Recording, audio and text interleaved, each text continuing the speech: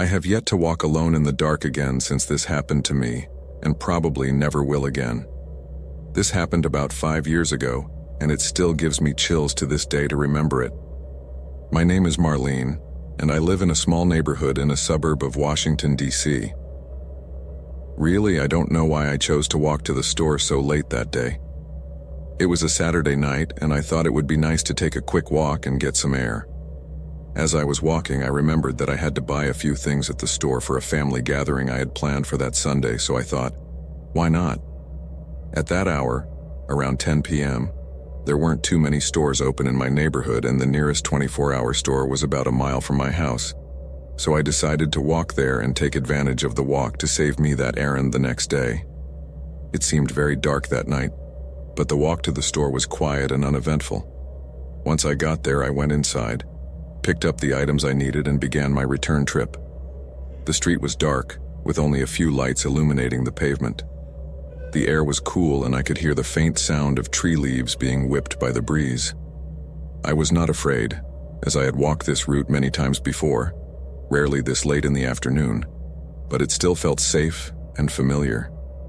As I was walking, I noticed a person up ahead. This one was standing under a lamppost and looking around as if he was lost. At first, I didn't think much of it. After all, people get lost all the time. But as I got closer, I noticed that at one point he started looking directly at me and didn't take his eyes off me for a while. He was a man, maybe in his late 30s or early 40s. He had short, messy hair and was wearing a dark jacket.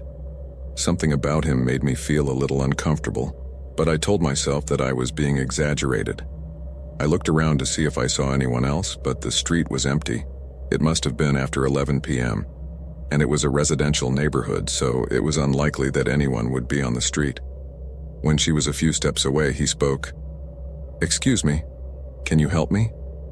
His voice was quiet and low, not matching the look in his eyes, which were wide open and a little or too bright, as if he was trying hard to appear friendly. I stopped a few feet away from him, keeping a safe distance. Not quite knowing what to do, I said half awkwardly, "Sure, tell me," trying to sound casual, but the truth was that my heart was starting to beat fast. Talking to the stranger was starting to make me feel extremely nervous.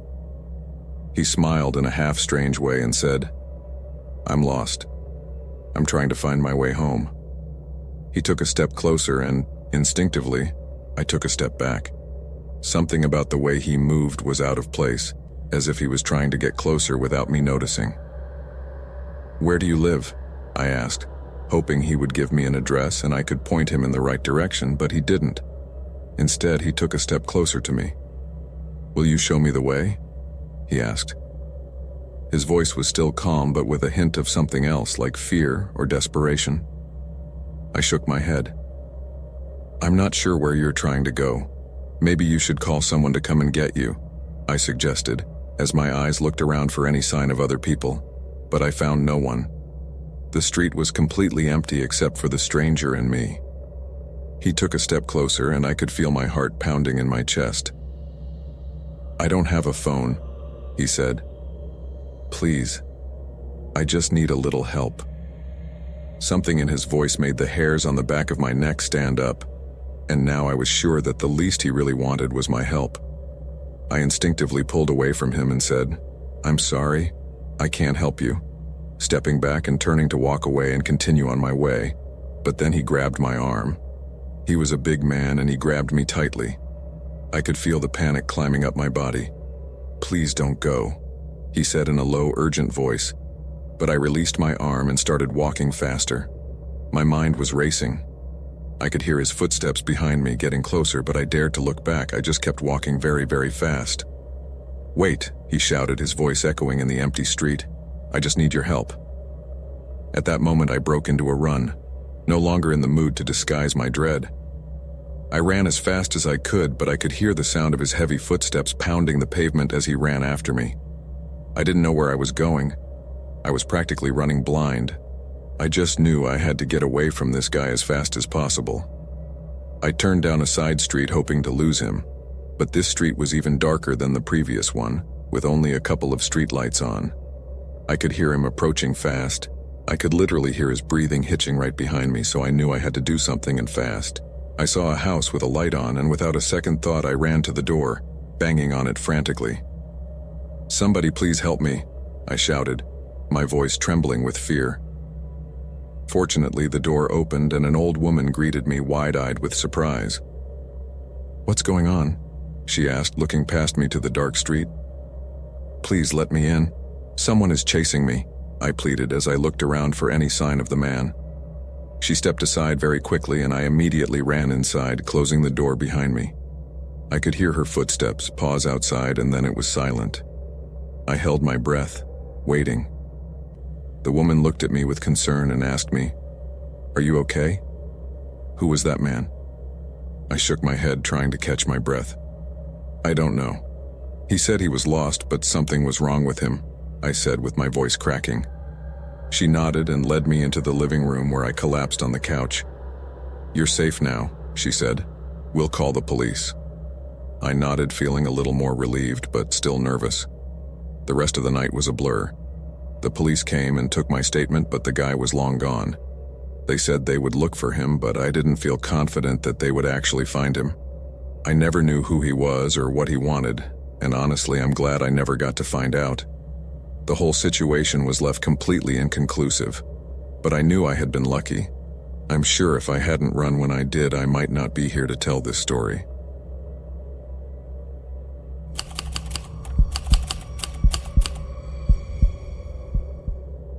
This may be something unusual that happened to me not too long ago when I was out walking at night trying to complete my steps. I'll explain. I have a wellness tracker, and I try to walk at least 10,000 steps a day. Occasionally I may increase that amount, but 10,000 steps is the standard. Most of the time I am able to complete this goal during the day, depending on what I am doing. But there are times when I am forced to go for a walk at night in order to complete it. I usually get there effortlessly, but sometimes I have to push myself a little harder. This story takes place on one of the days when I didn't have that many steps, even though it was nighttime, probably 9 p.m., and I had only completed about 5,000 steps. I went outside for a moment and realized that the weather was really nice, so I decided to go for a walk to complete my steps. At first I wasn't sure walking at that time of night was a good idea, but in the end I chose to do it. My house is in a beautiful but ordinary place, a quiet street in a neighborhood with a lot of houses. There are also many other streets similar to mine, and it's quite a big neighborhood, that's for sure. I left my house and started walking down the driveway towards my street. It was a quiet night, and no one else was walking the streets, just me. At this time I walked to the end of my street and then down to the next one. I didn't really have a precise range as to when I was walking, so to speak. My intention was to simply walk down adjacent roads until I got to about 8,000 paces or so, and then I would return, estimating that by the time I got home I would be over 10,000 paces or exceptionally close. I was walking down another road that was close to mine when I took note of the car turned onto it. I didn't think about anything in particular, I just pulled to the side of the road, as there were no sidewalks to walk on. I noticed that the approaching car was driving very slowly. It had to be going less than 10 kilometers per hour, really very leisurely. This seemed a bit unusual and made me a little uneasy, but not afraid, not at that moment. I was walking in the direction of the car and saw that it was heading towards me. For an instant I felt a little uneasy because of the slowness with which it was coming. But then the car passed me and I didn't bother to see who was driving. It just passed me and then turned onto the next road, so I kept walking. I got to the end of this road too, and continued on to the next one. But when I was almost halfway down the road, I saw the same car again, still driving gradually, but a little faster than the previous time. This time it was driving in the same direction as me. It came up behind me and passed me again. I didn't see who he was driving this time either, but it did cause me some curiosity, because now he was on a different street. Why would he be driving around the neighborhood? Was he looking for an address and not entering it? I ignored the issue again and walked up one more street until I reached my 8,000 paces, and at that point I chose to turn around and go back to my house. But as I was walking back, I saw the same car once again. It was strange as the lights were off and the car was driving in the same direction I was walking once again and was moving very slowly behind me. I was waiting for the car to pass me, but it did not. After a moment, I looked behind me and felt a certain shiver as I saw that the car was following me, driving at almost the same speed at which I was walking. It wasn't right behind me, but it was at a close distance. I was getting really nervous because this was suspicious. When I should have reached the end of the road, I turned onto the next one. The street where I live was just one street over from that one, but then I saw that the car took exactly the same route as me and continued behind me. Now I didn't know what to do. I started walking a little faster, and when I got a little further down that road with the car still following me, I turned around and looked at it. Then the car stopped too. I continued to stand there for a few moments, and the car also stopped in the same place. Neither of us were moving. I still couldn't see who was driving that car, because it was dark and the car was a bit distant. Besides, it had the lights off, so I couldn't distinguish anyone at that moment. Suddenly, the car started backing up, but at some point, shortly after, it stopped, turned completely around, and drove away. I didn't waste a moment and started walking quickly back to my house. I was anticipating that at any moment the car would pass me on the road and follow me again, but it didn't. I didn't know what his intention was, but I didn't know what his intention was. I didn't know what his intention was, but I didn't need to. I started my way back home trying to shorten the distance.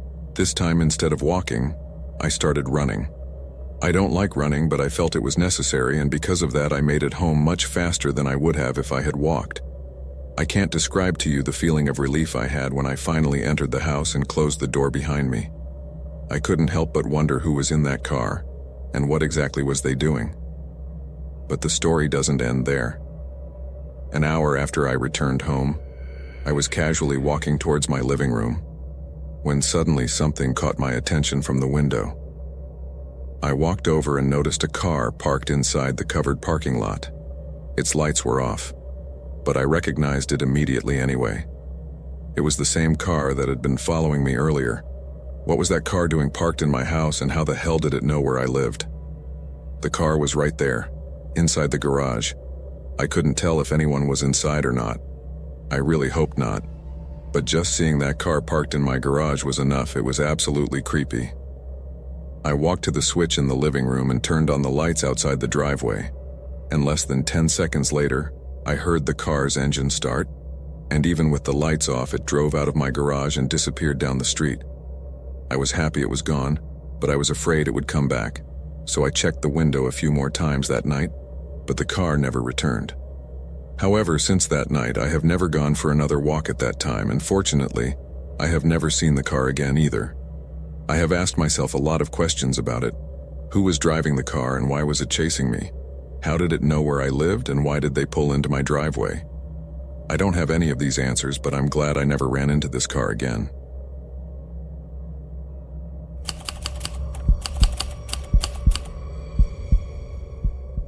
This took place almost 2 years ago.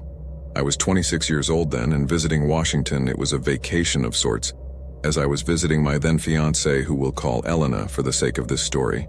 She had just passed a bachelor's degree in college, and I traveled from Florida to attend her promotion.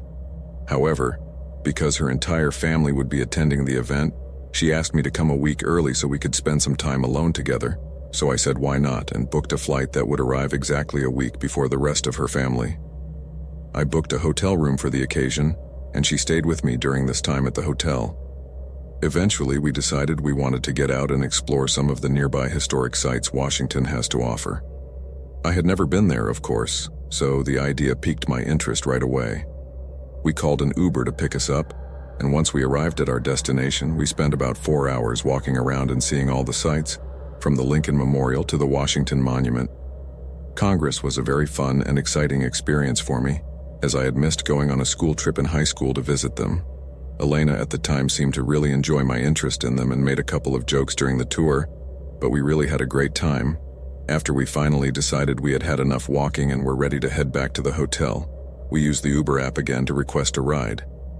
We had used it before to get there and had no problems, so we decided to use it again for the return trip. Elena made the request on her phone while I sat under a shade and waited. I was pretty tired from all the walking we had done, and could feel that I was ready to go back to the hotel for a long nap. Finally, after about 10 minutes of waiting, a car pulled up in front of us. Sarah mentioned to me that this must be our Uber, so I stood up and followed her to the car. She opened the back door and got in, asking the driver, "Hey, are you our Uber?" The driver nodded his head without saying anything, and then I followed her to the car, closing the door behind me. As I look back, I realize how foolish we were, as we should have asked for the driver's name and verified it on the app. But in my defense, I didn't have access to any of this myself, as Elena was the one who had made the request on her phone, so none of these concerns occurred to me at the time. As we both sat in the back seat of the car, which was a gray-colored van, the driver didn't say a word. It seemed a little strange to me. Any other Uber driver would at least greet us once and confirm our names and the address he was supposed to take us to, but this guy, nothing at all. The vehicle started moving without the driver saying half a word to any of us, other than that brief nod he had given Elena. I realized how strange it was, but I was tired and really didn't feel like trying to engage with the man myself, so I looked back and just closed my eyes. But a few moments later, I felt a couple of taps on my arm. After what felt like only 5 minutes into the ride, I opened my eyes and looked at Elena. She didn't speak to me, but I could see that the expression on her face was one of great concern, and it made me wonder what exactly it was that she was worried about. She then pointed to her phone and showed me the route the Uber would take us back to our hotel. As I looked at her screen, it didn't take me long to realize we were going in the opposite direction. I then looked back at Elena and could see the color in her face fade. A few seconds later, a notification popped up on her phone saying that our Uber had arrived, followed by a message from the driver asking where we were. The photo that appeared on Elena's phone did not match the driver of the van, and at that moment, my heart sank into the pit of my stomach. I knew then that we had gotten ourselves into a situation I never thought we would be in. I slowly looked toward the driver but said nothing. I didn't know what this man's intentions were or what he was capable of, and honestly, I didn't want to find out. At that moment, I knew I had to get us both out of the van as soon as possible. I leaned forward and told the man that we had changed our minds and that we would do it and wished he would leave us right where we were. It was an attempt to get us out of the situation without alarming the man we didn't know. He looked at me in the rearview mirror, and that was the first real recognition of me since we got in the vehicle. He just stared at me without saying a word for what seemed like minutes, but was probably only about 10 seconds. But the thing is that during that time, he didn't stop the van and didn't say anything to me in response. He just kept driving as if I hadn't said anything to him. My patience had worn thin at this point, and I knew that whatever this man had planned for us was not good. So I did the only thing I could think of at that moment. I reached into my pocket and pulled out the pocket knife I always carried with me, put the blade near his neck, and without wasting another second, I told the driver, "We know you're not the Uber. I don't know what your plan is here, but I have a knife, and if you don't stop right now, I'm going to slice your neck. Your call?" The driver's eyes quickly glanced at me again in the rearview mirror, and I knew he could see me clutching the knife in my hand. At that moment, he slammed on the brakes and quickly stopped the van. Then I heard the doors open, and Elena and I didn't waste a single second to get out as fast as we could from the car. When we were both outside, the man sped away. Seeing that the guy was out of sight down the road, we quickly took a moment to collect ourselves, as Elena was having a panic attack and I was still trying to figure out what the hell had just happened. When she had recovered a bit, Elena quickly pulled out her phone and answered our actual Uber driver, informing him of our location and asking if he wouldn't mind picking us up. The Uber driver arrived a few minutes later, and this time we made sure he was the right one. We told him everything that had happened, and then he informed us of something that made the blood in my veins turn to ice. He told us that recently there had been multiple instances where people were impersonating Uber drivers in that area, as it was easy to find many tourists around there who wouldn't think twice about getting into a car thinking it was an Uber or Lyft. The guy told us that we were very lucky to have gotten out of that car, as in several of the cases people had disappeared and it was still not very clear what fate they would have suffered. Elena and I looked at each other, understanding how close we were to having been victims of who knows what kind of criminal. Our Uber dropped us off at the hotel, and we quickly reported this incident to the local police. We gave them the description of the unknown driver and the van he was driving. The police told us they would call us when they had more information, but we never heard back from them, so I guess the man was never caught or found. That worries me because he could still be out there doing this to other people. Again, I realized how stupid we had both been for not checking the vehicle before we got into it. The Uber driver was so right. We were really lucky to get out of that situation unscathed.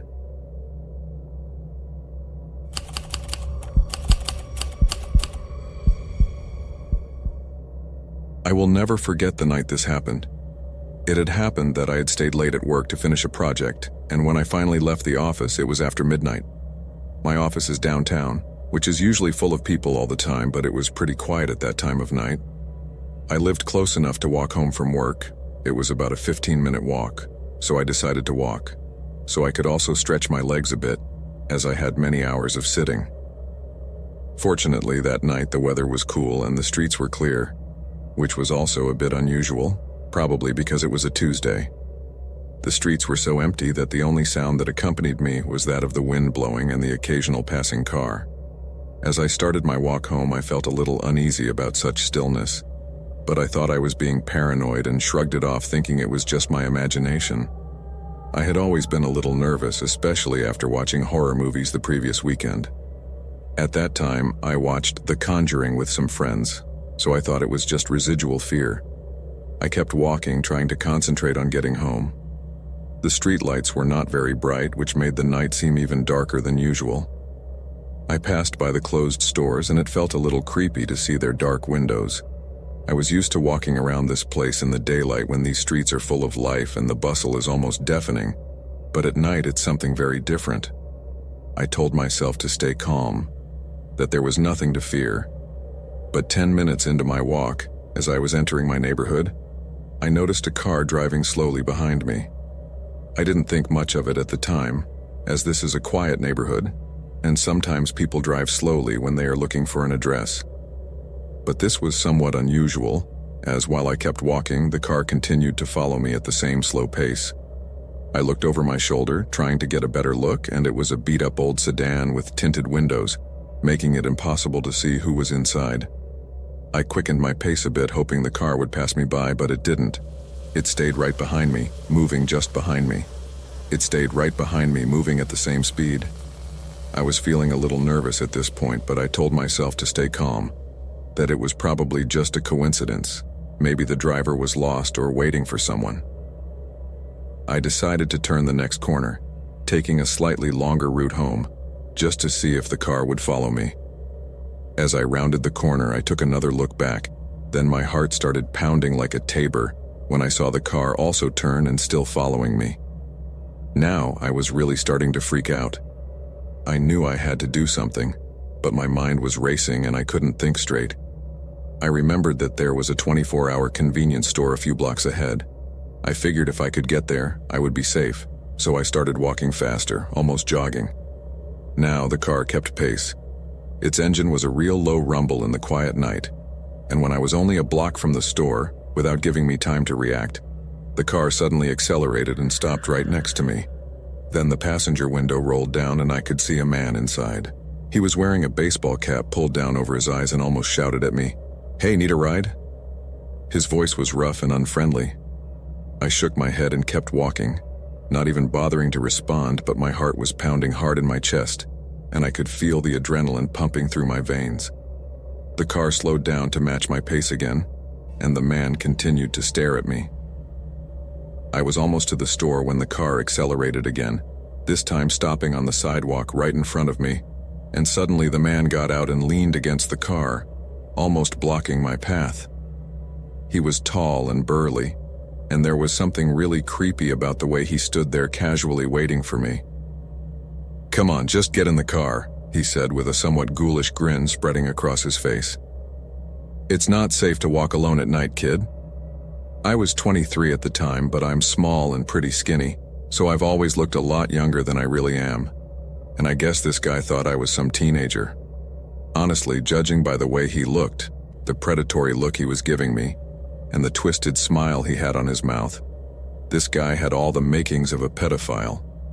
Every instinct in my body was screaming at me to run, but I felt paralyzed with fear. Now my eyes were fixed on the bright lights of the convenience store, only a few feet away. Then the man took a step towards me, and it was at that moment that panic snapped me out of my paralyzed state, and I ran as fast as my legs would carry me down the last stretch of street to the store. I burst through the doors like a bullet, out of breath and completely terrified. The cashier, a middle-aged woman with kind eyes, looked up in surprise. "Are you all right?" she asked with concern in her voice. "There's a man outside," I gasped, pointing toward the door. I didn't even get to finish the sentence because she immediately rounded the counter and locked the door, then picked up the phone to call the police. I watched from the window as the man stood by his car for a moment, then went back inside, started it up and drove away down the road in front of the store, disappearing into the night. The police arrived a few minutes later and took my statement, but I knew the chances of them finding the man were slim to none, because in the midst of my shock, it didn't occur to me to take the license plate number. I thanked the cashier for her help and waited for the officer who offered to take me home. After this incident, I have never walked at night from work again. In fact, I feel a series of anxiety when walking on the street, even in broad daylight.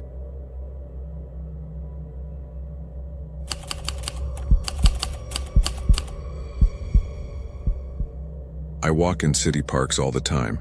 The city where I live is quite large, and I have lived here for a long time. I am a big fan of hiking, and therefore I like walking and biking a lot, but mostly walking. So I can say that I have walked almost every corner of the city and numerous times. When this happened, it was evening and I was walking home from my job, where I covered the night shift. I had bought my takeout dinner at a 24-hour restaurant that was close to where I work, which was only 10 minutes from my loft. Since it was nighttime, things were reasonably quiet on the streets. There were still a decent amount of other people out, but I chose to walk an easy route through one of the parks that was nearby. The parks were almost continuously much quieter when it was dark. However, this was a route I didn't use to take very often, but that day I was really in a hurry to get home. As expected, on the way through the park, there were lots and lots of trees. It was a small forest along a good stretch and some open grassy areas, seating and tables scattered in various places. I would possibly have an 8 or 10 minute walk through the park, and except for a couple of girls I saw walking towards the exit a moment ago, the place seemed to be completely deserted.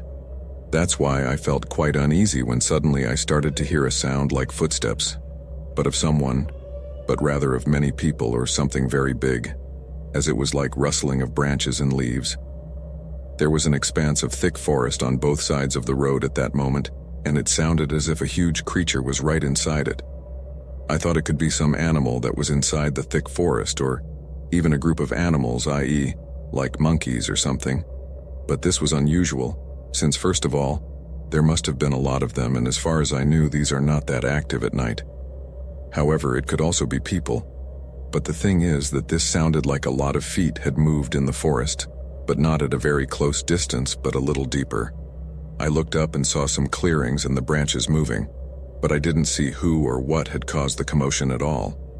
I kept walking and pondered what that could be. It didn't seem normal for a huge creature to be in this section of the forest, although I tried to calm myself by thinking that maybe it was all a product of the wind. I kept walking, but now picking up the pace a bit. I really wanted to get out of that section of the forest fast, but about 2 or 3 minutes later I started to hear footsteps behind me. This could be heard about 100 feet away, but the more I listened, the closer they seemed to get. I turned to see who it was, but I couldn't see anyone, as it was quite dark, and this person was coming from a distance where I still couldn't make them out of the trees.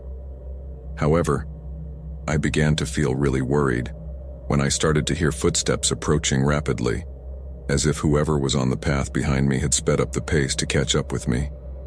And these were heavy and loud footsteps, like the footsteps of a man in boots. I quickly looked over my shoulder to see who was there, and although I still could not make out well, I could corroborate that it was a man. This was a rather tall, shouldered man who walked looking down and seemed to be wearing a long coat. But what really alarmed me is that I could now tell he was about 50 feet behind and continuing to approach. At that moment, I knew I had to speed up El Paso even more. as I still had quite a way to go to get out of the park. The good thing is that just across the street from the next exit of the park, there was a bus stop that was quite busy and almost always full of people at all hours.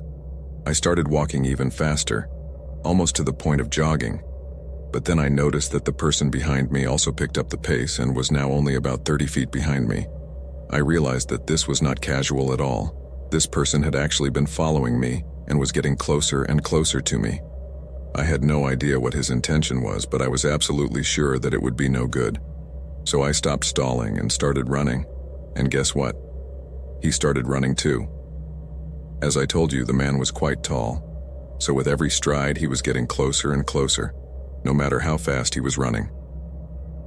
At one point, I looked back again to check how far away he was, as I could hear his footsteps very close to me. Then I realized that he was now only about 10 to 15 feet away, but fortunately I was already at the final stretch of the park and could see the exit right in front of me. At that point I was really exhausted, but the adrenaline helped me reach the exit before the man reached me. Once I got out of the park, I kept running to the bus stop where there were about 4 or 5 people, and only there I stopped for a second to breathe. It was then when I looked towards the entrance of the forest, and I could see the man coming out of there looking directly in my direction. For an instant, we made eye contact and held each other's gaze for several seconds. His expression was like that of a hunter who had just missed his prey.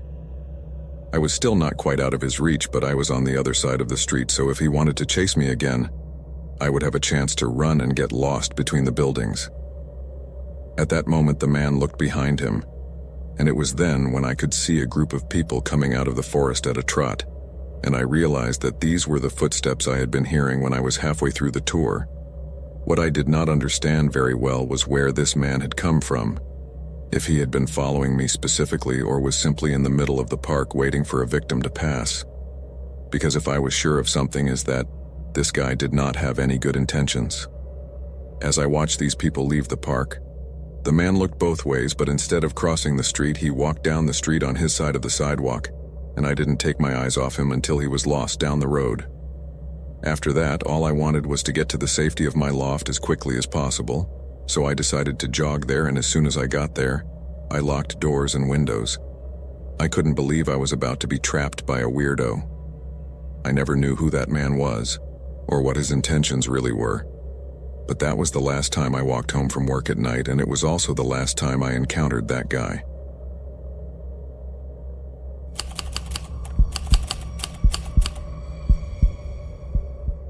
A long, long time ago, before the internet existed, or rather became popular, I worked at a very popular pizza place in my town.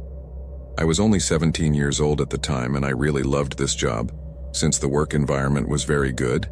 That is, I not only got along very well with my coworkers, but also with my superiors. During my shift, there was a waitress my age who was really cute and charming. Her name was Brittany, and just like me, this was her first job, and she was a senior in high school.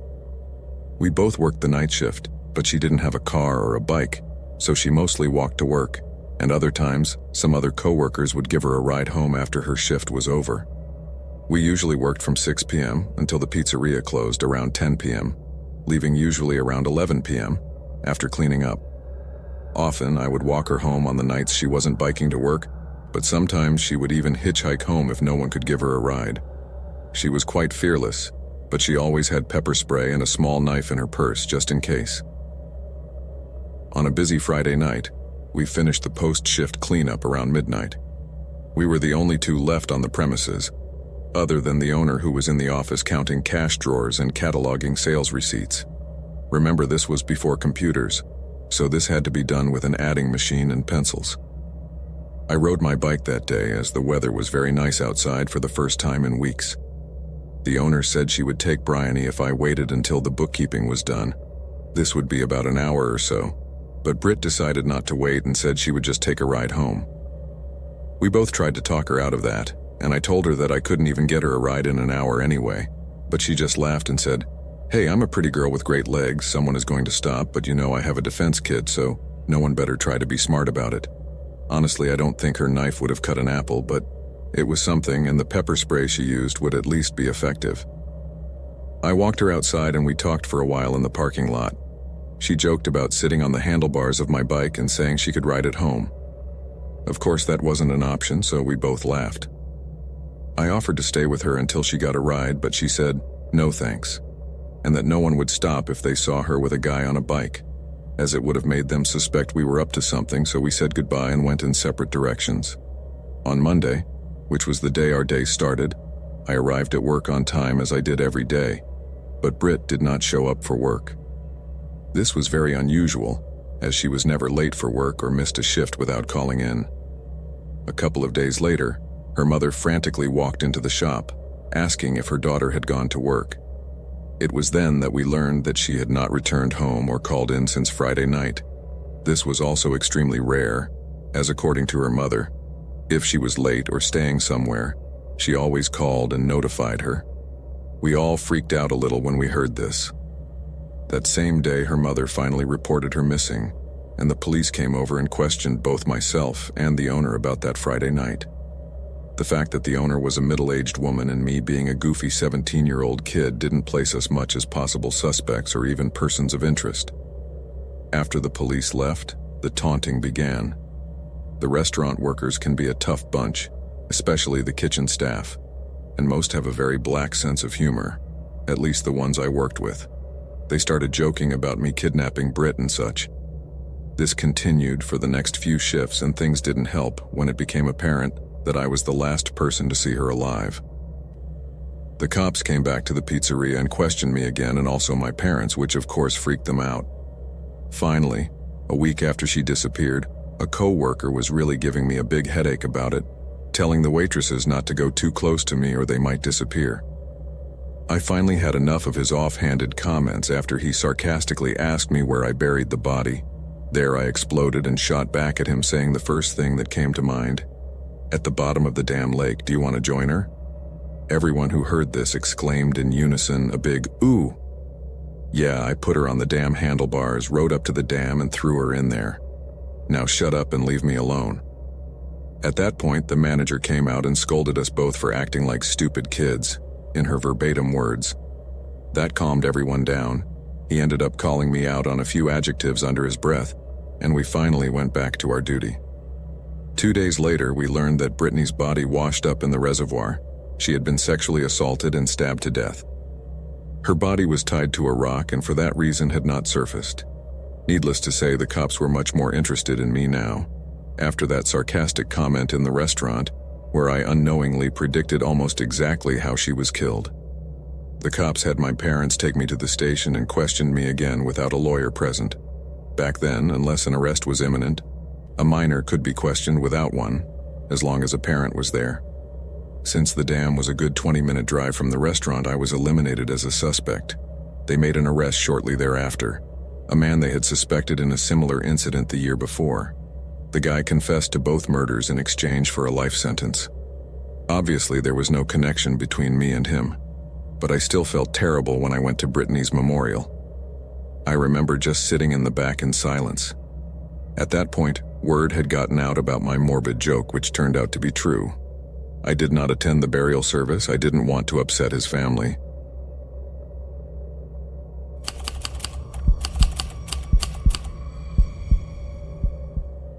This story happened when I was 17 years old. I am now 26. This was about 3 years ago.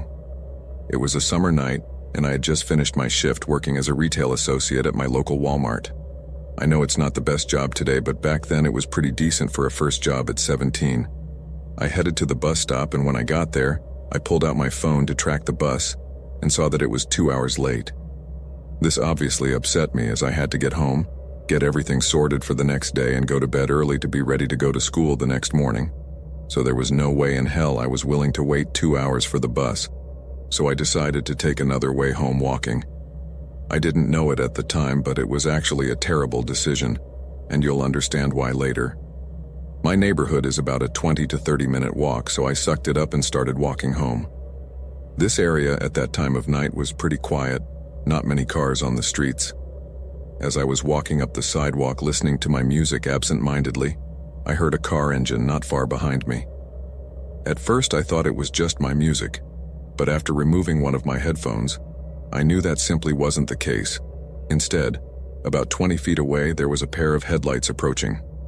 Without thinking anything of it, I go back to listening to my music, but after a moment, the car finally stops next to me. Now I was a girl planning to major in auto mechanics, as I've always had a great fascination with cars, so it wasn't hard to identify both the year and model of the car next to me. It was a 2004 Honda Accord, and inside was a man I'd never seen before waving at me. I turned to him and gave him a friendly wave back, but only to be polite. Then I see him gesture for me to take out my headphones, and when I do, he starts asking me what my name was and if I knew where Water Creek was. I lived in this town all my life, and not once had I ever heard of a place called Water Creek, but I just assumed it was some neighborhood. But since I knew where it was, I simply apologized and told him I didn't know, and that my name was Sasha. There was a long pause after I told him this, until he asked me for directions to another area that I didn't know the name of. The truth is that all I wanted at that moment was to get home, and frankly, I didn't want to talk anymore. So I lied and told him to go straight and do 2 blocks until I got to the highway. Then he stops for a moment, confused, and asks me if I can get in the car to tell him exactly where it was, and that he would pay me an Uber so I could get back. I politely declined and told him I had a curfew and had to get home. However, he persisted and asked me again if I could get in the car with him. I said no once again and walked a little faster so he could get the hint. Fortunately, he understood and then said something along the way, "Have a good night, Sasha." Fortunately, I made it home safely that night, but not without my mom nagging me about how I was out so late and why I didn't call her. My mom is not a night owl by any means and always went to bed early, so I didn't call her to pick me up. I told her I was sorry and headed to my room to get some sleep. This is where things start to get really weird. I was asleep for a few hours when I suddenly woke up to a strange noise coming from outside. I glanced at my phone and it was around 3:30 in the morning. I just sighed to myself, wondering what it was that had woken me up at that hour, and immediately looked out the window.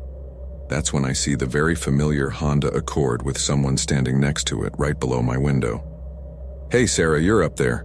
I'm sorry, I didn't mean to wake you up," the individual shouted at the top of his lungs, which causes my mother to burst into my room in a panic and start asking me what that was all about. I would like to point out that my mother is ex-military and doesn't take crap from anyone. So when she came into my room, she was alert.